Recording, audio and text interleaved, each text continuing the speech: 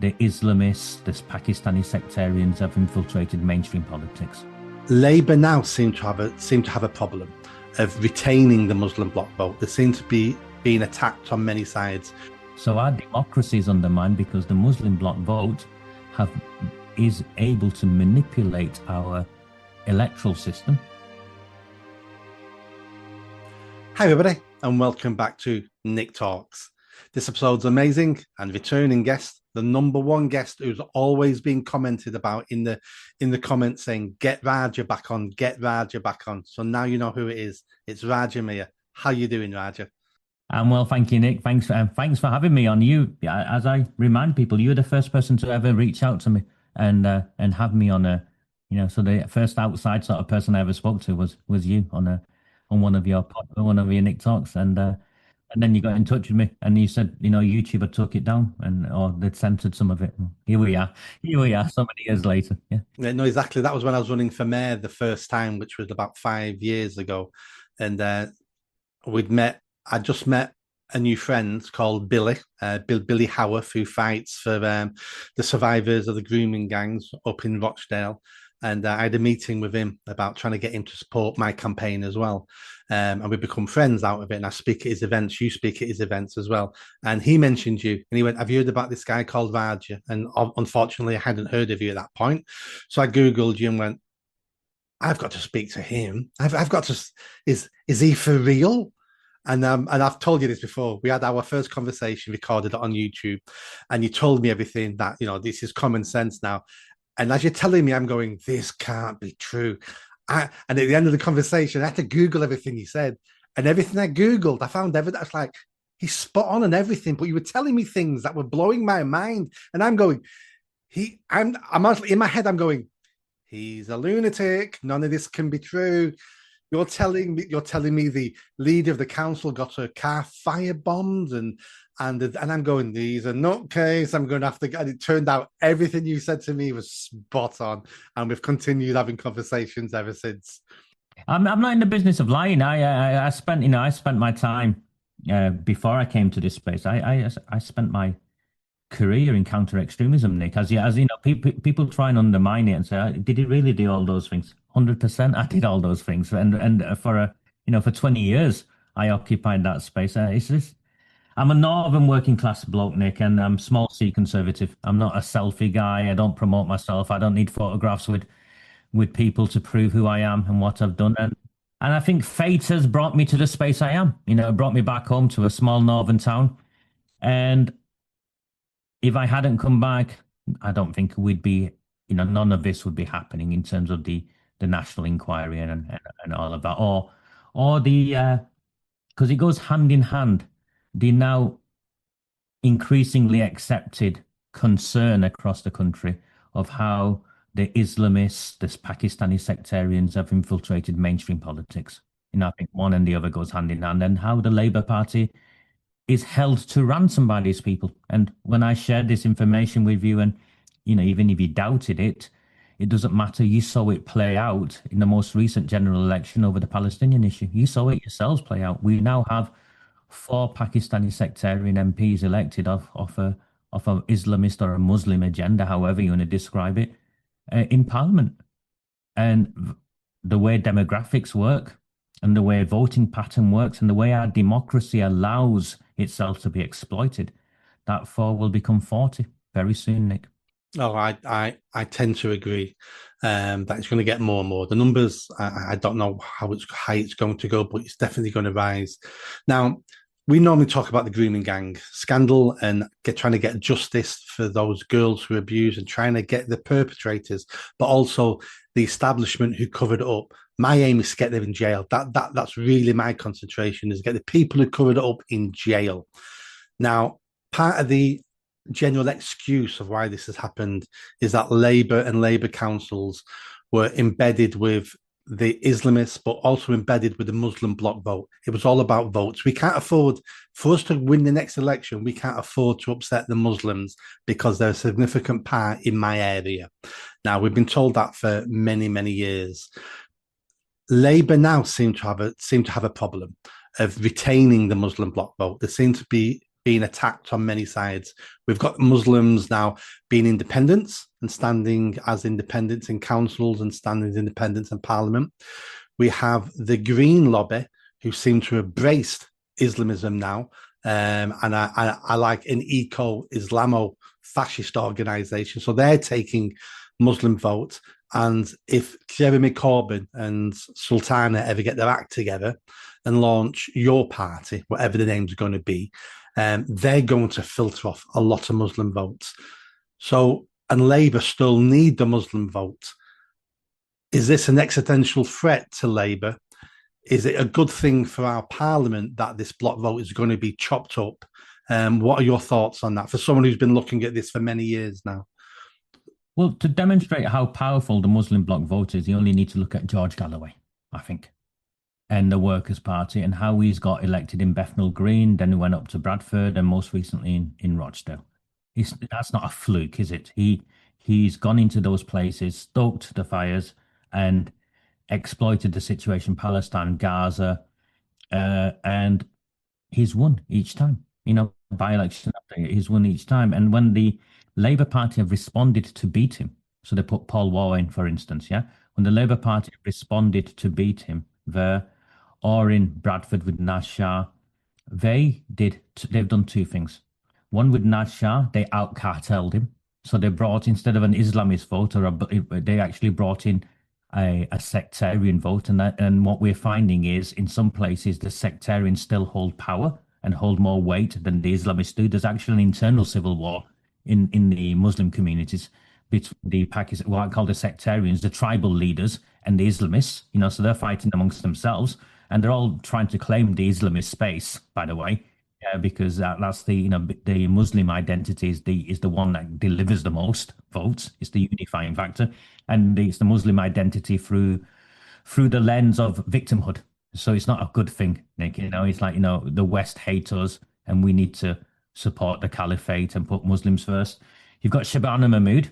So the Labour Party are trying to counter this in a number of ways. And one, we've now got a Muslim, Mirpuri Muslim Home Secretary. So she represents the clans, and she also talks about the faith. And she's on record for saying Islam is the most important thing in her life. So you've got a Muslim Home Secretary, first time ever. And what you've also got on the ground is the government policy around Islamophobia. So the Labour Party is trying to do things to demonstrate to its Muslim core voter base that they remain the party for the Muslims and the only ones who can actually deliver for them.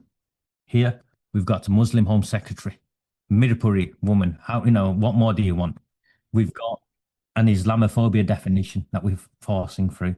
We've got the likes of, is it Tahir Ali, who we support, who wants an airport built in Mirpur.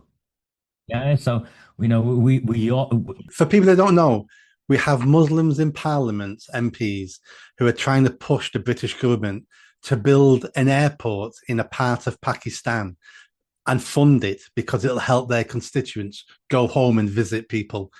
That's not a joke. That actually happened in Parliament. Yeah, it's still ongoing. You've got the likes of Afzal Khan, for instance, most recently in Manchester. I think it was in the Pyramid. They've made it into an Indian restaurant, and in Stockport. Yeah, I think he was there. I'm pretty sure Naz Shah was there. It was some international property event for property in Dubai. So Pakistanis are meant to be one of the poorest demographics in the country. By the government's own statistics, and here they are all hosting an international property exhibition thing in a multi-million-pound complex in Stockport, revamped, very lavish. I've heard it's not my sort of thing, Nick, but I've heard it's a very lavish venue. And they were there with Lord Ali from Rotherham. Remember Lord Ali? Yes. So Lord Ali, for those of you who aren't familiar with him, there's two brothers, and they were recently convicted for rape, weren't they? Raping children. Yeah, they were convicted for raping little boys. And so you've got Lord Ali gets out of prison, and you've got a government minister, it was government minister at the time, or it was something, marching down the corridor with a convicted child sex offender. It barely made the news because it demonstrates how they they are interdependent on each other, and how the Labour Party need, these people. They need these people. Now, the Muslim bloc vote is only possible through a combination of clan loyalties, which means you vote on clan. We still have community elders. The way in which the mosques were historically funded and supported, and community organisations, sadly to say, Nick, with public funds, they were just bribed and bought. Yeah. You have Bangladeshi community centres. You have Pakistani community centres. What nonsense is this? How can you ethnically claim public resources like this? They shouldn't be allowed, and I've argued for decades. This promotes sectarianism and division. But the Labour Party in these places have done that because it also means that sackfuls of postal votes are delivered. So our democracy is undermined because the Muslim bloc vote is able to manipulate our electoral system, and basically they go out and harvest postal votes. And now what you've got is a fight for those postal votes. So they're not arguing over getting rid of postal vote, by demand. It should actually go back to how it was before Tony Blair changed it. But no one seems to have picked up on that. And it's those little details that matter. The Conservatives had 14 years, they messed around with it. Reform, they still don't understand it properly because they're not fighting in those areas. Once they're fighting those areas and losing those areas, then they'll see actually Raja, Miah, and the others were right. This isn't a far right conspiracy. This isn't the musings of a nut job. This is real postal vote fraud, postal vote harvesting on an endemic scale, linked via the mosques and the community centres, and these kingpins delivers election victories. And Galloway knows that because that's how he won in Rochdale. I'm not saying he was responsible, but that took place all around him. And it took all around him in Bradford. And what they did in Bradford, Labour did in Bradford, was out cartel Galloway. And what they did in Rochdale was they rewarded all the community elders who mobilised behind Paul War and beat Galloway that way. What's also taking place is Labour have now got competition for that postal vote, block vote, Muslim block vote, in a way they have never had before. So Galloway's still hanging around with his Workers' Party, but we know without Galloway, no one's going to get anywhere. It's the Galloway show, isn't it? So where it stands, it's the Galloway show. But what you've got is two other parties. Corbyn's left Labour, and he's set up with the Islamist separatists. Let's be honest, he's set up with the four Gaza MPs, yeah? And they've created this Your Party thing. And it's a bizarre thing. They've also got, is it Zara Sultana in there? Who might be Asian, but her identity is more through her politics than her ethnicity or her gender, in my opinion. She's fully woke. Yeah, she's fully woke. She buys into all the woke nonsense. Yeah, she's into the transgender, all of that stuff. Yeah, and what you've got is, on paper, an Asian Muslim woman of the same demographic as Sabana Mahmood, but nothing like that at all. She's as lefty as they come, and she's been increasingly sidelined from the Your Party stuff because actually Corbyn understands he needs his voter base isn't going to be the woke lefty white liberals, yeah, who are more aligned with the Green Party. It's going to be with with the Muslim bloc vote. So that's going to be interesting, Nick, how that plays out. I think she'll be kicked out sooner rather than later, and there'll be the mosque will be issuing fatwas against a woman who doesn't wear the hijab and supports gay people and transgender. I think they won't even get their head around the gay support she's got. Never mind the transgender support. After they hang her, they'll probably want her, drawn and quartered or something and burnt, like a witch, just to finish her off because it's not going to go well. And you can see it's not going to go well. She's already not turning up to events and there's issues there. But one branch of the Islamists have took over Your Party and they idolize Jeremy Corbyn. And of course, that anti-Semitic sort of historical left will go with that. Whatever Corbyn may be or may not be, he attracts that type. So they'll go with that. And then you've got Polanski and is it Moin Ali, who was a councillor up in Hare Hills, yeah, whose wife, is a full veil wearing, hijabi, I call her, and that's a bizarre partnership between a gay man and another Islamist, a gay Jewish man. Yeah, gay Jewish man, yeah. And And this is the left, isn't it? This is the so I think what you've got is you've got four factions. You got Labour saying it's the old home for the Muslims, and actually, if you want to be taken care of, if you want representation, and you want seriousness, we're your home. Come and vote for us, and they'll campaign on that. Then you've got the radicals who are gone with the Workers' Party. I don't think the Greens will get much traction because he's a gay Jewish man. In terms of that, they'll get some, but I don't think they will. It's not, and he's very pro-gay. He's very lefty. I think the natural home for the Muslim bloc vote will shift to Jeremy Corbyn more so after they get rid of Zara Sultana. I almost agree with you. I think if your party get their act together, Which is a significant thing for these people. Yeah, getting their act together is not easy for these people. no, it's not, because it's been one disaster after another disaster after another disaster. But if they get their act together, I think you're right. That's the home for the Muslim bloc vote. I think Labour will try to cling on to it, but Labour can't do enough for them because they always want more. And Labour know if they do too much, they then lose what's left of the white working class vote and stuff like that. So they only can go so far. I think the Greens is going to be very important. I agree with you at the moment that having a Jewish gay leader doesn't look good for the Muslim bloc vote who may vote for them. Oh, I know because I've had the conversations myself with Muslim friends of mine who like to share with me, the range of options that they have, and what they're turned off by the Greens is that there's a Jew in charge and he's gay. But I don't think he's going to be there forever. I think what's happening with the Greens now is a Trojan horse Muslim potential takeover of the Green Party, so it becomes an Islamist party. I agree. Agreed. Yeah, so I think they'll attract some votes. They'll attract votes in certain areas where they're strong, not strong on the eco stuff, but strong as in the mosques are saying vote for the Greens in this area, and it's sort of known that we're going to take over this party. They've got the reputation, they've got the infrastructure. We don't have to start again. We're going to take this over. Now, whether or not they're successful or not, I don't know.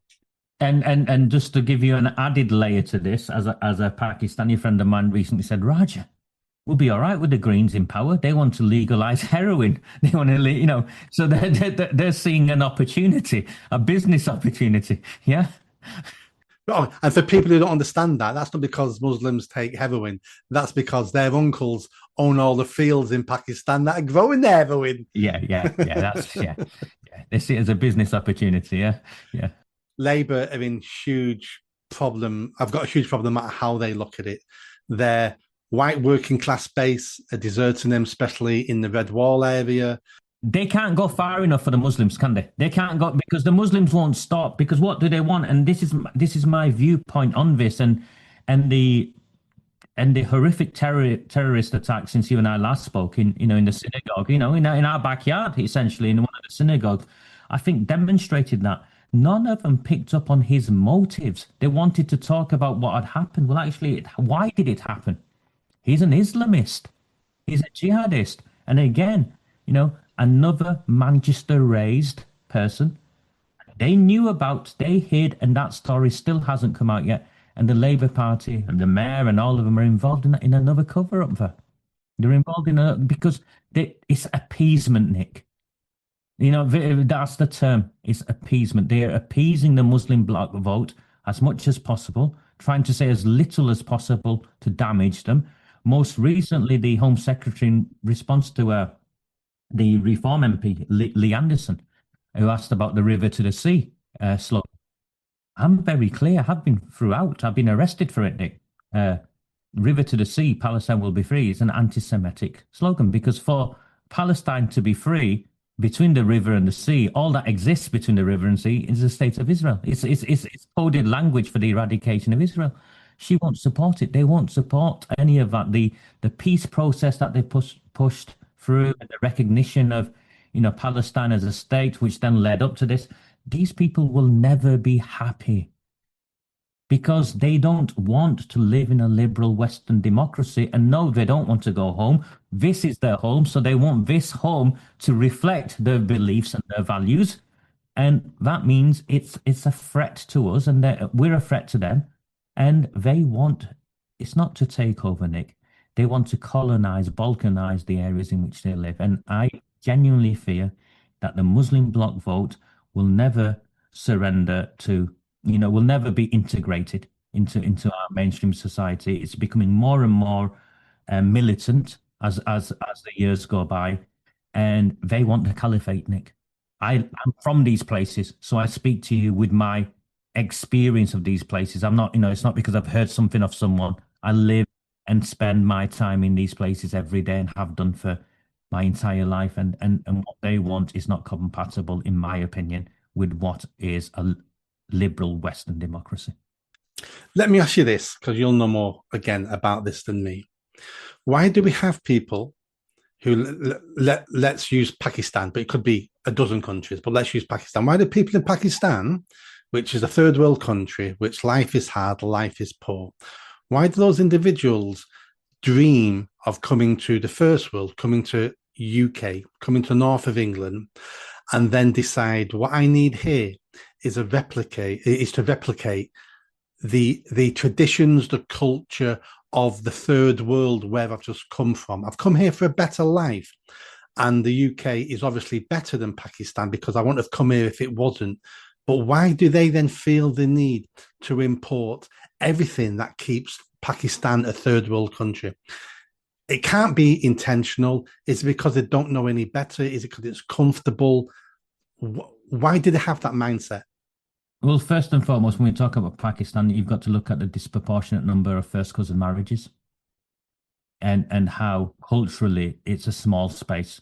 Culture evolves and develops because it's exposed to other things. Yeah, new ideas, new cultures, new tradition, everything. Yeah. Yeah. And what we've done, sadly, is we've encouraged it, we've facilitated it, and now we're defending it. Yeah. The NHS the other day defending it. Cousin marriage does have benefits. Well, it's costing the NHS billions a year to look after the disabled children of cousin marriages, predominantly in the Pakistani community. And as my inbox is full, contrary to the claims I'm a far right racist, there are Muslim women who contact me all the time saying thank you, Roger, for speaking out against the Sharia councils. As another example, yeah, Sharia councils. Only last week, I think there was a imam in Northampton, I think it was, who's been convicted for facilitating a child marriage. These things do not happen in isolation. We've allowed it because of it's not even appeasement, and it's definitely not ignorance, because we've done whatever we've needed to do to maintain things as they are, look after them because they deliver us the votes. And that's the exchange, Nick. And it's not for cultural enrichment. It's not for community cohesion. And these people arrive to our country, and I'm the son of an immigrant. My father got off a boat at the end of the Second World War because it forgot to dock in Calcutta and docked in Liverpool instead. And the men of that generation came here because they wanted a better life and they wanted to enrich themselves and become more. Unfortunately, their children and grandchildren and great-grandchildren are not the same. And what we've seen is the first wave of immigrants were in many ways brave individuals, to travel as far as they did. Of course. Now it's they're here for a better life. They're here for a dependent life. And of course, it's easier. I can come from Mirpur to, Bradford, and it's no different. And I get money, and I get the NHS. We've allowed these people to recreate their enclaves, and the only ones to blame, Nick, are us. The only ones to blame are us, and it is our responsibility to attack these backward practices. And sorry, Nick, they are backwards practices. I want nothing to do with Sharia law in the United Kingdom because I understand Sharia law. And you can't say, oh, it's a Sharia council, not Sharia law. Actually, no, Sharia council enacts elements of Sharia law. And I know 100% Sharia law disenfranchises women. Fundamentally, it disenfranchises women. It treats them as different to men, as inferior to men, and that they need support. Hold on. Tell that to my sister. Tell that to my 8-year-old niece. No chance. And we shouldn't be pandering to any of this. These Sharia councils need to be banned. First cousin marriages need to be banned. Our entire postal vote system needs to be completely overhauled. And we need to put in place clear measures that will safeguard our democracy. Because if we don't, Nick, these areas, it's like a blot of ink on a piece of paper. They're only expanding. No, And if we I don't do agree. something in my lifetime, in your lifetime, Nick, we will die men who will look at it and think, we didn't do enough. And that's why I fight every day, Nick. I think, over my dead body, and it'll come to my dead body, then so be it. But I will fight against this because I have worked in the places where the Islamists control areas. I have seen the Sharia in action. I never want to see a woman stoned. Hmm. And there's sort of things that potentially could be coming. And one of our big failings in our country now is education, especially a lack of knowledge of history. History shows us that multiculturalism doesn't work.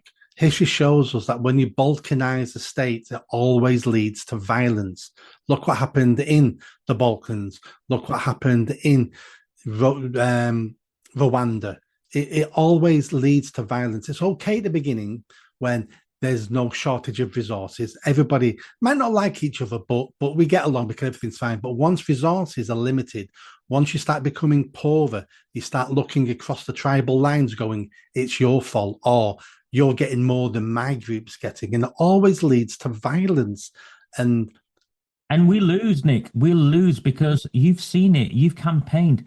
The white working classes have been disempowered. They're completely disengaged. They've got no genuine political representation, and the representation that comes along every now and then is a bunch of nutters who are extremists, and you can't take them seriously. They've got no serious uh, machinery behind them to get anywhere, and they lose every time. They lose, and these people win every time because they have a block vote that they can deliver.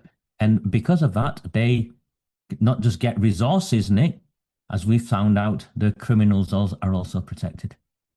And the beliefs and value system is encouraged. do you think that's changing? Do you think the white working class are waking up? We've seen the marches in London. We've seen Raise the Colours. Reform are doing exceptionally well. Advance UK have launched now.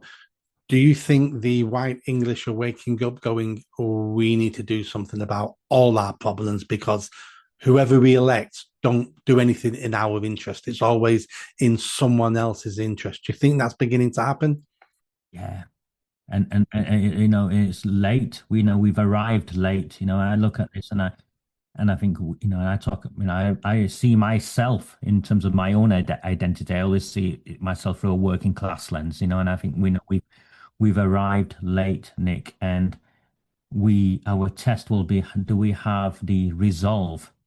Do we have the dedication to do this? See this through? Do we have the resilience? And above all, do we have what it takes to stay united and support each other? And you'll see, Nick, I speak highly of reform. I speak highly of Tommy Robinson. I speak well of Ben Habib and Advance because I think we need everyone in this space because one will feed off the other, one will nudge the other because Advance needs to exist. Tommy Robinson needs to exist because they give you hope through the mainstream. Because if we don't have hope and an opportunity to engage in democracy through the mainstream, either we lose because people just give up and it takes us to a dark place, or it leads to violence. And that's why I'm supportive of all of these political routes. Now, for me, the challenge is we know reform is the most organized of the working class sort of parties that are out there representing those. It's pandered a lot to the conservatives. It's pandered a lot to the mainstream. And I would argue, as an analyst, I would argue it's probably pandered too much, and it's tried to leave behind or taken for granted its core white working class vote.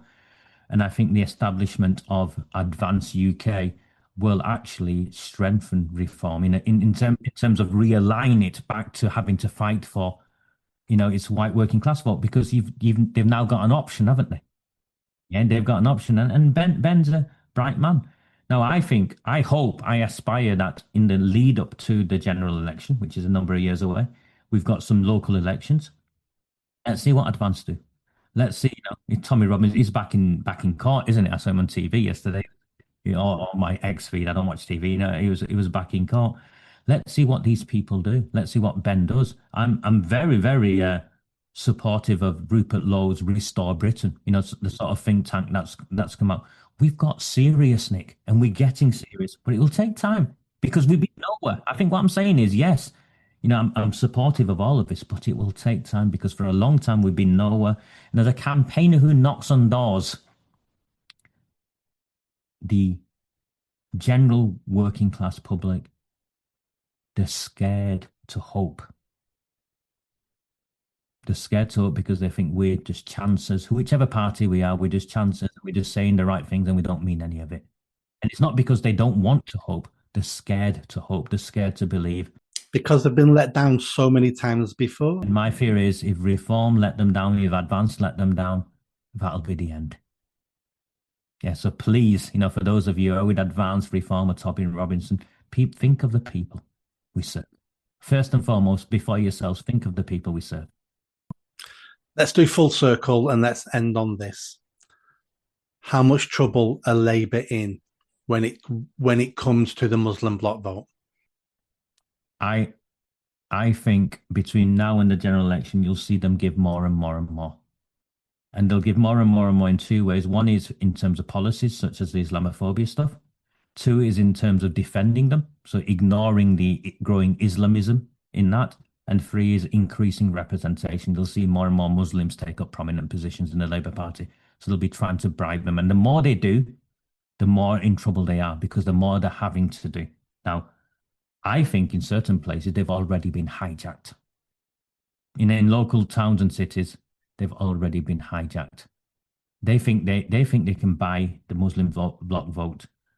The Muslim bloc vote wants to control the Labour Party. There'll be an element that will go for that. And I think the other element, like you say, will go to Green or to Corbyn's lot.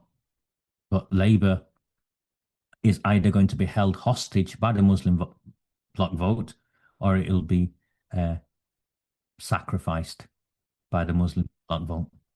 They're not going to win here anymore. Yeah. Either way, they're not winning. Yeah, I don't think they'd win even if there was. I don't think they'd win in the next election, even if there was no Greens and no Your Party. I think they're done anyway. But that losing the next election. Well, it shows four independents won, didn't they? They didn't belong to any parties. It was just the clans phoning each other and the mosques mobilising. That's how they won. 4 independent MPs got in like that, Nick. Unheard of. Yeah. And that was at a time where nearly got took out. Jess Phillips nearly got took out. Yeah. And that was at a time where we thought that could never happen. Across the country now, people have seen that and going, we're going to run as an independent now. And we're going to, we're going to talk about Gaza. We're going to talk about, the Muslim Brotherhood and da. So now that those 4 have broken through, there'll be dozens of others going, we're a predominantly Muslim area. We could win just on our vote. We don't need anybody anymore now. Those conversations are already happening in my own town. Something called the Oldham Group. Ironically, they call themselves the Oldham Group. I think they do it on purpose to wind people up. But it's almost exclusively a Pakistani sectarian, organisation, and they're mobilising. They want to win more council seats, and they genuinely think they'll. How long we've seen MPs getting because it's just one person that can galvanise behind one person. We've seen in towns and cities. I think in Nelson for once, in Lancashire towns, I've seen definitely how the Conservatives and the Labour on either side are basically just 2 different Pakistani factions. Yeah. How long before that just expands across every layer of our democracy? I'm sorry, Nick. As loyal as I am to my hometown, if we lose here, people like me will look and think, how can we stay here? What's the future for us here? Because they will implement the Sharia, Nick. Backdoor Sharia, they will implement backdoor Sharia. They will implement all of the sectarian policies. They will be, They'll be introducing Gaza in the curriculum in a way that you and I would be appalled by. Yeah. Most people think local councils don't have that much impact on your life. Massive. Have massive impact how you live your life. Scary. But we're here and we're fighting. I think on a positive, you've got to know who your enemy is, haven't you? And you've got to know what weapons your enemy has to their disposal. We know who our enemy is. We know who is allied with our enemy, and we know what weapons they have. Now it's for the rest of us to work out how we're going to fight back. And my plea is one of, we need to find a way of working together, because no one on their own is going to win this, because that's how powerful they are. We need to come together in some form or another. And I think that's beginning to happen now across the country on many, many issues. So let's end on that high, that it is beginning to happen. And me and you and our voices are beginning to be heard and beginning to unite the country. And it's not about who the leader is going to be. It's about the country. I just want a better country. And that's not too much to ask, is it? Nick, I'm not a politician. I say to my friends, I say to people who support me, I dream of a day where I can sit on a park bench with a flask of tea and a cheese butty and see the world go by. I've been forced into this place. I have a responsibility to serve, and I'm doing the best I can. So, well, that sounds a great idea for a sitcom, and we'll call it Raja's Bench. And it'll be you sat on a bench with a flask of tea, a cheese sandwich, putting the world to rights. I'm going to start looking for funding. That's going to be a new sitcom. Thank you, Nick. You take care, my friend. See you soon. Bye-bye.